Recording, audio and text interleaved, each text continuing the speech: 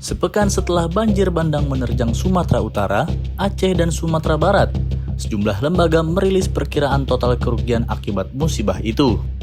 Ketua Komisi 8 Dewan Perwakilan Rakyat, Marwan Dasopang, menaksir kerugian material akibat bencana itu di atas 200 triliun rupiah. Ujarnya di Kompleks Parlemen Senayan, Jakarta, seperti dilansir dari Antara, Rabu 3 Desember 2025. Menurut Marwan, kerugian ini disebabkan oleh aktivitas pemanfaatan hutan. Karena itu, legislator yang membidangi urusan kebencanaan ini menyebutkan harus ada pihak yang bertanggung jawab. Apalagi, dia melanjutkan, kerugian tak hanya timbul dari sisi materi. Hingga 3 Desember 2025, bencana di Sumatera telah menyebabkan 811 korban jiwa dan 623 warga hilang.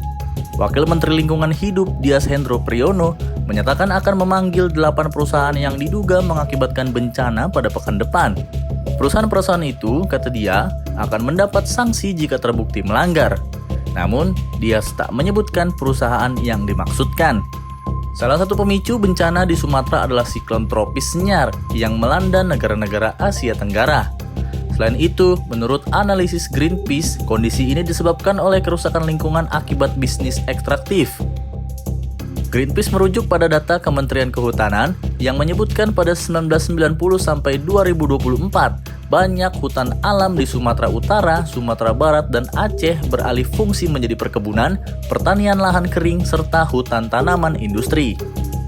Walhasil, mayoritas daerah aliran sungai atau DAS di Pulau Sumatera kritis, dengan tutupan hutan alam kurang dari 25%. Di Das Batang Toru misalnya, terjadi deforestasi seluas 70.000 hektar. Angka ini setara dengan 21% dari total luas DAS selama periode 1990 sampai 2022. Area perizinan berbasis lahan dan ekstraktif mencapai 94.000 hektar atau 28%. Sebagian besar berupa izin pemanfaatan hutan, wilayah izin usaha pertambangan, dan perkebunan sawit. Adapun Wahana Lingkungan Hidup Indonesia atau WALHI menyatakan selama periode 2016 sampai 2025 terjadi deforestasi seluas 1,4 juta hektar di Aceh, Sumatera Utara, dan Sumatera Barat. Deforestasi terjadi akibat aktivitas 631 perusahaan pemegang izin tambang, hak guna usaha perkebunan sawit, perizinan berusaha pemanfaatan hutan, proyek geotermal, izin pembangkit listrik tenaga angin, dan pembangkit listrik tenaga mini hidro. Aktivitas bisnis tersebut berbuntut panjang.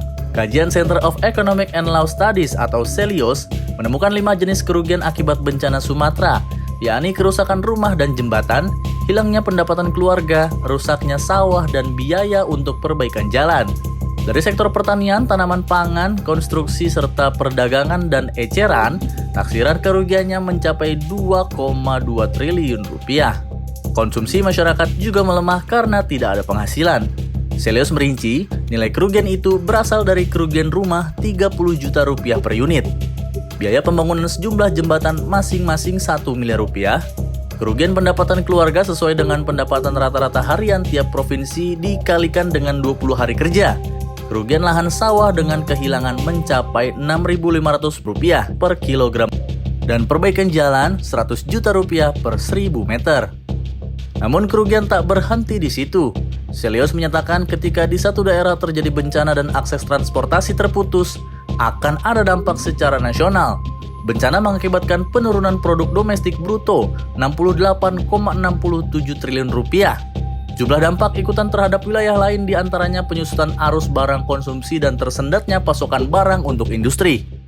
Menurut Celios, kerugian ekonomi lebih besar dibanding sumbangan penerimaan penjualan hasil tambang 16,6 triliun rupiah per Oktober 2025. Penyusutan ekonomi Aceh yang ditaksir 2,04 triliun rupiah juga lebih besar dibanding pendapatan negara bukan pajak tambang daerah itu yang mencapai 929 miliar rupiah hingga 31 Agustus 2025.